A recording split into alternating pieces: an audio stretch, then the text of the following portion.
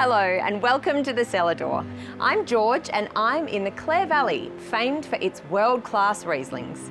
You're actually catching me at the end of a jam-packed day here at Kirrihill Wines. I've been extremely busy. Roll the tape.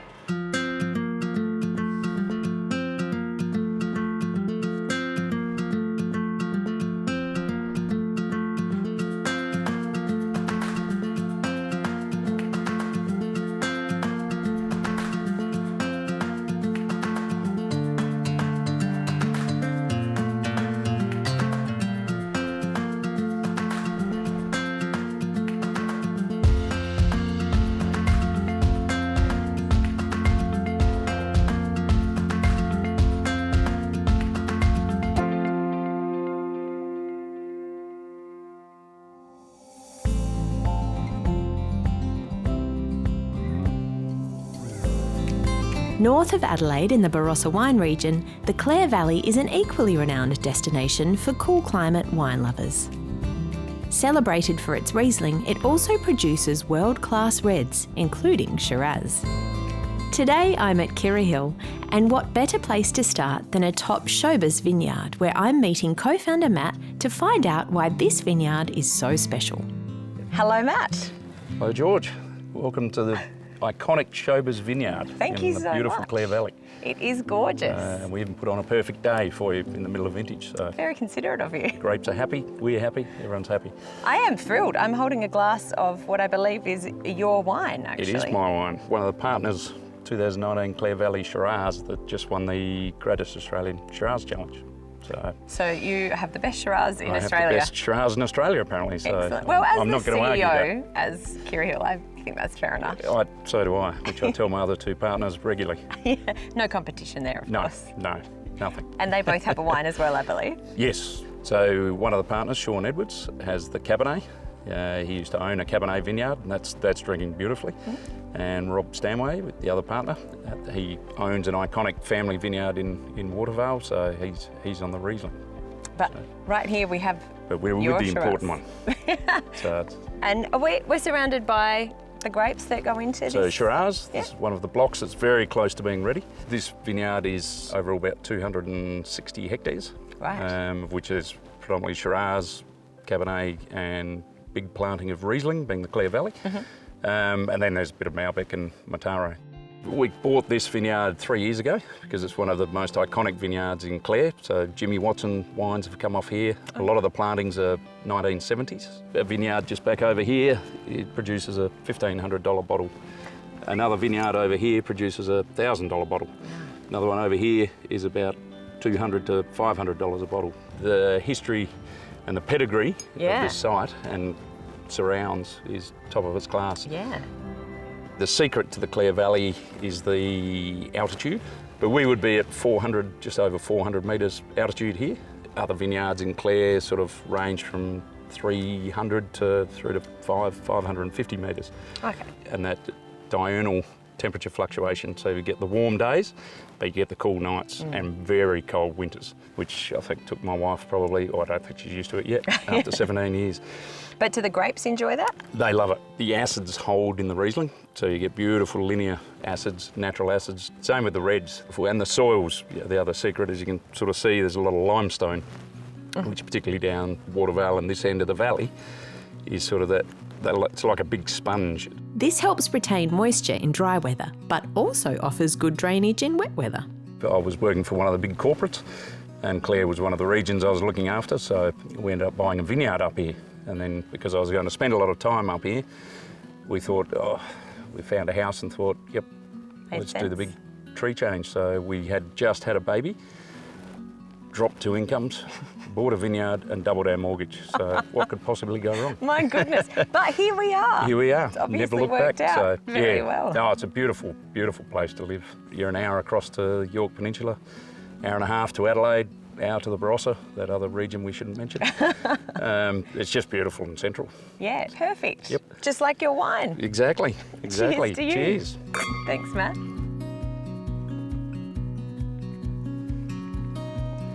So now you've tasted the finished product. Yum. We can taste the raw product in the beginning of the process. So okay. You can let us know whether you think they're ready to go. I'll let you know. Fantastic. Yeah, great. You bet. One less job for me. Okay, so I'm gonna taste. Is it gonna taste like the wine? Oh, it'll taste sweet. Sweet. Sweet for a start. Okay, all right. I'm gonna pick this. And then if you chew the skins. Okay, yep. Ready to go? I think, Matt, you need maybe one more day. One more day? Perfect, perfect. I concur. Excellent. So the George Shiraz will be ready to go. Yep, I can sign off on that. Available soon. Cheers. So I've just had the best Shiraz in Australia, but there's plenty more to try, so I'm off to the Watervale Hotel, just south of Clare. Co-owner Warwick is giving me the rundown on the beautifully renovated building, over a beautifully big glass of red, of course. I'm very excited to be here in your gorgeous establishment, Watervale Hotel. Thank you. This is an iconic establishment in the Clare Valley. We're very proud of the fact that since we reopened in September 2020, that we've actually been awarded 11 different awards from 5 different sources. So for the menu and restaurant, also our promotions, our food, tourism experiences, and very much for the wine list too. We've got the Restaurant Catering Association Award for the best wine list in South Australia, and then the National Wine List Awards for the best pub restaurant list in the country. Just a few awards there. It's not bad. Clare wines are actually quite different to most of other wine regions in the world. We're kind of like the Barossa Valley during the day and the Adelaide Hills at night. This gives a strong, ripe varietal character and also long natural acidity. Why the Rieslings are so famous, but in actual fact you see that same characteristic coming through every single variety in Clare. We see our job as being to promote the diversity of Clare Valley wines, and so we've got all 30 varieties grown in Clare on the list, most wineries in Clare on the list as well. Wine flights between 5 and 7 p.m. We have wine masterclasses offered every day at 11. Every day? Every day at 11. And then we have wine match degustation dining as well. Is that every day as well? Yes, it is. What a party. Yeah. We're here now in our main dining room. We've got a large beer garden. With an outdoor barbecue? Outdoor barbecue, outdoor wood oven. There's so much to explore here, but I've got work to do. So I'm meeting Kirrihill's senior winemaker Andrew to taste a few Clare Valley staples. I remember when I was growing up and I was a wee young man, my family used to come up to the Clare Valley every Easter and we used to come on a family holiday, and my father used to drag us around to the wineries and do wine tasting. So I remember growing up as a very young man, running through the cellars here in Clare, visiting all the wineries, tasting the food. Not the wine. Yeah, but not the wine. But I always had very, very fond memories of it. So for me, this has almost come full circle. Yeah, you're back running through the cellars again. Back running through the cellars again and getting to focus on one of my loves and passions, Riesling. Clare makes the best Riesling in the world, I honestly. For Riesling. And it's one of the few wines I actually purchase and actually buy and store in my cellar. So mostly Clare Valley, a little bit of Eden Valley, but mostly Clare Valley.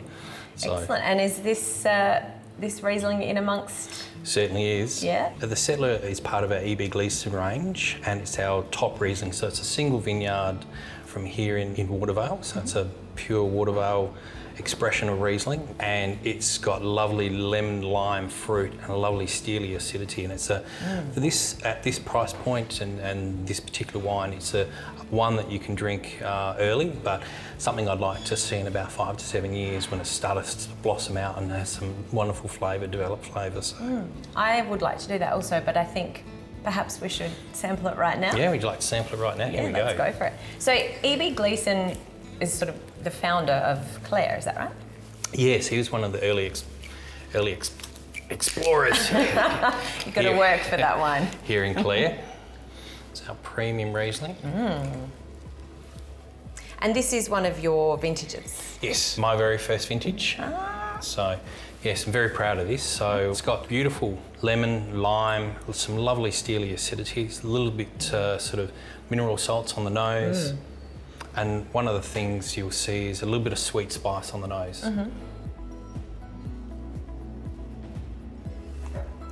Really delicious. Yum. Yeah.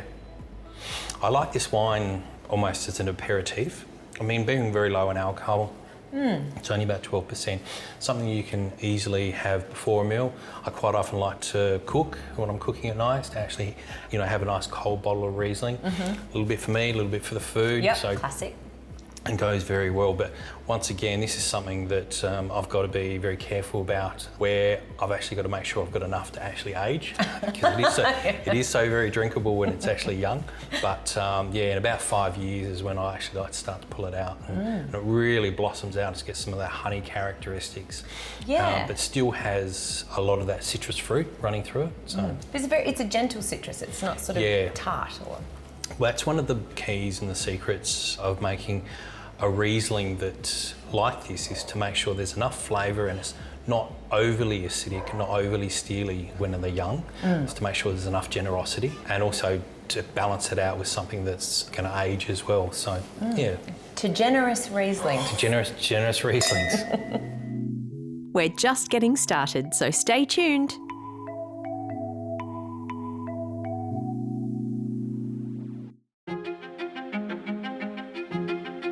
I'm at Kirrihill. It's late summer and the grapes are ripe, so it's a perfect opportunity to see the vintage process. First up, I'm meeting co-founder Rob in the vines for some Shiraz picking. So, Rob, how did you get into wines? My partner Sean and Matt Lawson, we grew up with vines. I helped plant our family vineyard a long time ago. Don't want to date myself. Your parents have a vineyard? And that was managed by a local guy by the name of Peter Peglitis, who's quite famous in the valley. Our premium hand-picked Riesling comes from that vineyard at Watervale. Oh, yes, yeah. The one we're walking in now, Sean and I established back in 1999, I think it was. This particular vineyard, which has multiple varieties of red grapes, no whites, Shiraz, Cabernet, Malbec, and Merlot. So in this lovely Shiraz vineyard, might try picking a nice bunch. So you'll be able to give me some notes? You grab the bunch and snip. I'm very technical. But be gentle. Okay, all right. I won't hurt the precious grapes. Gently but firmly hold the bunch. Snip. What do you think? Brilliant. Brilliant. Yeah, you're an expert now. Let's try a few.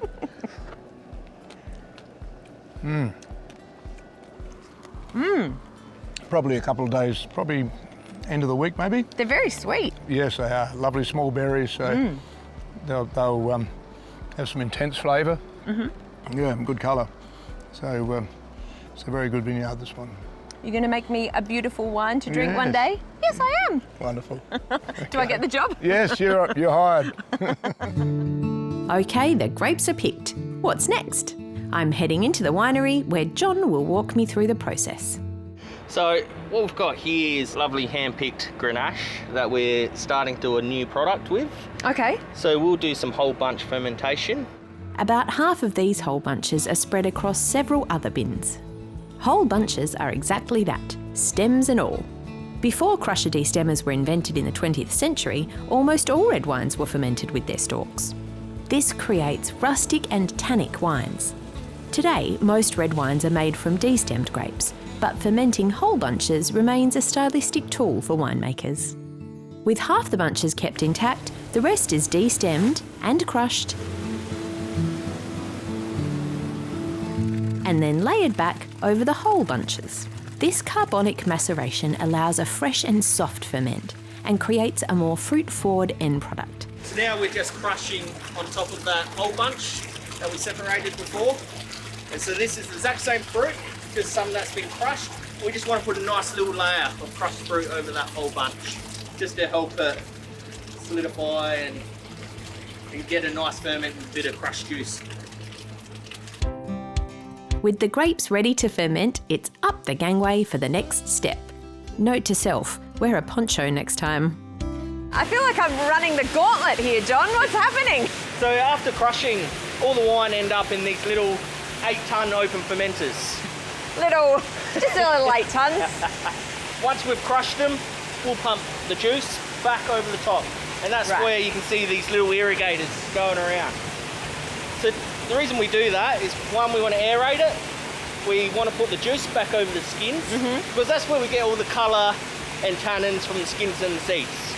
Right. So we'll do this twice a day, pump it over for 15 minutes and try and draw those flavours and colour out of the grapes.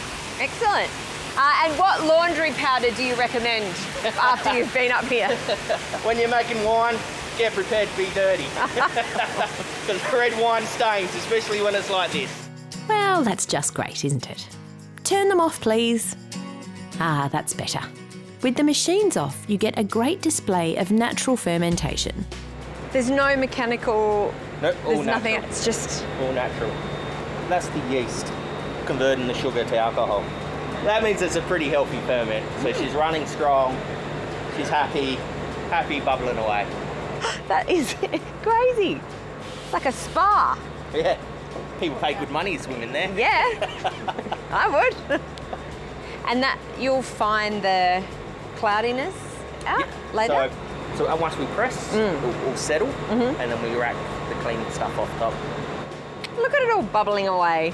It's like a witch's cauldron. On that note, I think I'll leave all this to the winemakers and go back to my favourite occupation, drinking their wines. Next up we have our top Shiraz. So the Squire Shiraz is really looking at a fine expression of Clare Valley Shiraz. So the style that we're hoping for here is contemporary yet bold. So we're not looking for a wine which has huge amounts of oak. What we really want to be showing is the beautiful bright Clare Valley fruit. So it has some lovely blue fruits, some lovely blackberries, just a hint of oak underlying and actually holding up the wine. Yeah, so we're really looking for a contemporary style. More gentle Yeah, style. it's a more gentle Shiraz with good fruit expression, which is what we're actually after. So you make wine out of fruit, so you want to be able to see the fruit in your wine. So, And is that a Clare signature, the more gentle? yeah, I think what you'll find is a lot more blue fruits in Clare. I find some lovely soft tannins, not as big and heavy as maybe the Barossa and maybe not as juicy as McLaren Vale. It sort of lies somewhere in between, and I think that's one of the strengths. So.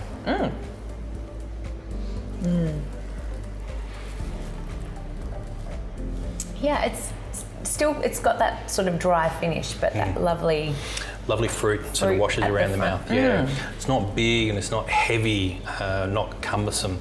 Has some elegance and some poise to it. So it's a wine that you can open now and actually enjoy now.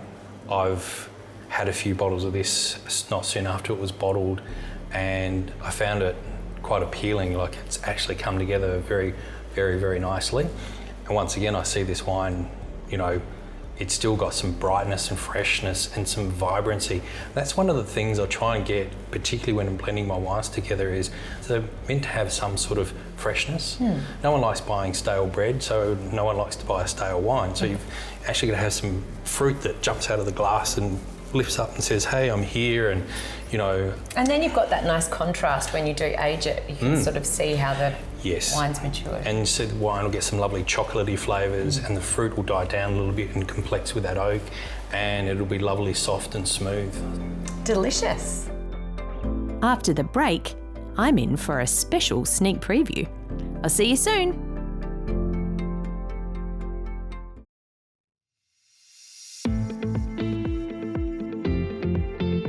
Let's up the Shiraz count, shall we? With a sneaky barrel taste with winemaker Alex. Hi, Alex. Hi, how are you? I'm great. I'm very good. Now, you're the winemaker here Yes. at Kirrihill Estate. Correct. Yes. Yep. But you are from France originally? Yes, that is correct. I'm actually from the Champagne region. And I've arrived in Clare 4 years ago. So Champagne region is a cool climate region, and I was looking at discovering Australian wines, and Clare just made sense to me. So Clare is well known for its Rieslings, as well as Shiraz and Cabernet Sauvignon. That cool climate, so warm days but cooler nights, which makes stunning, elegant, delicate Riesling. Australia always has been on my list, so I packed a suitcase for 3 months, but I never left. Oh, yeah, right. Here you are 4 years later. Yeah, that's right. So completely in love, like Claire, I call it home now. So you've started your own family, but you're also working on something new here in the winery, I believe. Yeah, that's right. We're able to play around with small batches. Currently in development is a premium Shiraz from the iconic Sherbers vineyard. So it's been hand-picked and actually hand-selected. So each bunch is actually graded as each individual bunch. Yeah, that's right. It's currently sitting in French oak. Oh, how appropriate. So this hasn't been tasted. No, yet, not hasn't yet. been made before? No, not yet. So are you telling me this is a brand new exclusive? Yeah, absolutely. You're the first to try. So, how exciting. Yeah. Shall we dip in? Yeah, sure. So Shoppers Road vineyard is lying on a stunning and unique type soil, terra rossa over limestone, and they're quite low in fertility, which means that the vines have very few nutrients, which makes the vine produce small berries. So the flavour's quite strong. That's right. Look at that colour. Yeah, so that's stunning colour I was talking about, that deep purple. Almost a purple, yeah. Yeah, that's right, deep dark purple. So is that because the grapes are so small that there's a lot more skin contact? Yeah, that's right. So Shoppers Road produces those small berries, low bunch weight, and so it's more concentrated, and so we've got a lot more tannins and anthocyane, which made that beautiful colour, aging in French barrels for a bit. How long is a bit? Like, when can we expect to see this? We will continuously taste off, right. and yeah, just wait for the optimum time for us to actually rack off barrel and release. How exciting! Yeah, it takes time to make good things. Yeah. So should we try this? Can I try this? Absolutely. I brought my own glass. There you go. Ooh, very well done. Yeah. Wow. So it's already showing those dark, concentrated fruits. Yeah. So yeah, we're using different techniques depending on the type of wine we want to produce. For that one, which is a premium wine, we try to have the least intervention. So you sort of let the grapes that you've selected bunch by bunch do all the work? Yeah, that's right. And so we've done those manual plunging to try to extract the color and the tannins, its natural tannins, and trying to build up that structure with the barrel aging. It's got a beautiful weight already, body weight. The tannins are amazing. Yeah. The legs. The legs, yes. Although I think some of those legs are outside the glass. I got a little bit too enthusiastic. Okay. Cheers. Cheers.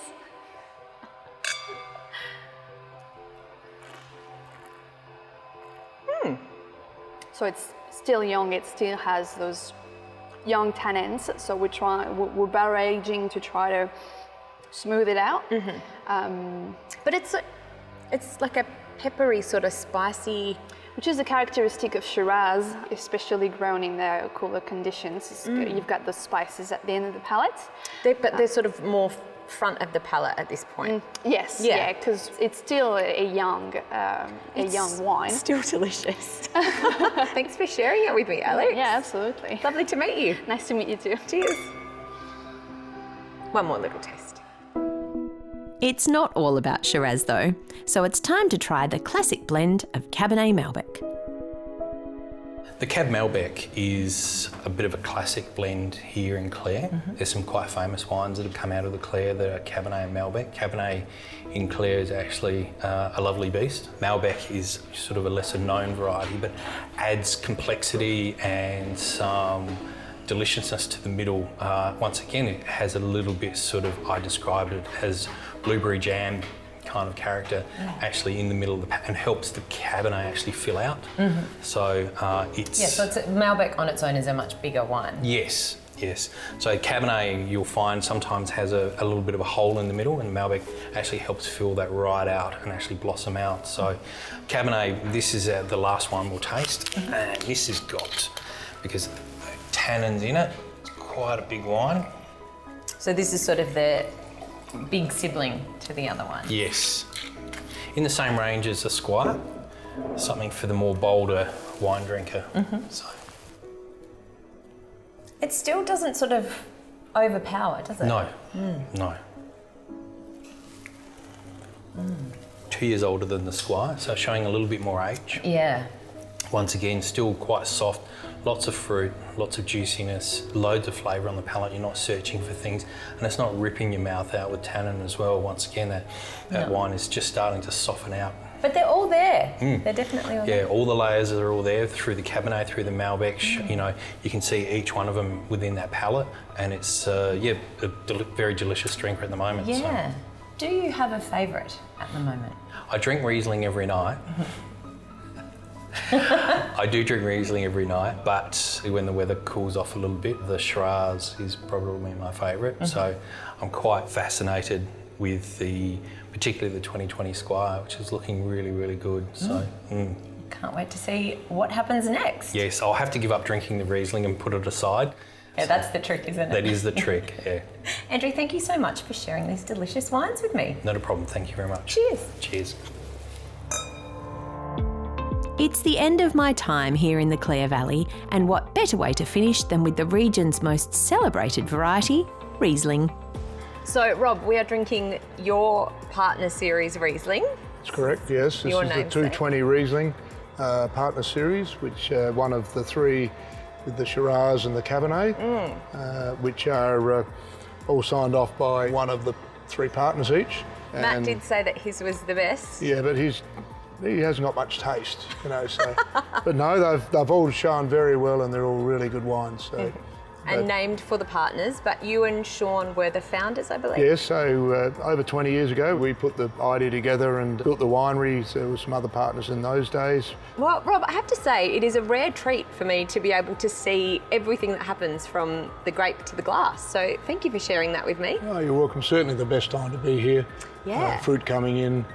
The fermenters bubbling away, and still some grapes on the vine to have a look at. Including the grapes that I picked, which I believe are going into the George. Yes, you did a half reasonable job of that. Oh, thank you so much. Cheers, Rob. Yeah, cheers. It's been a packed day at Kirrihill, but my time in South Australia isn't over yet. Next time on the Cellar Door, I'll be visiting Never Never Distillery for all things gin. See you then.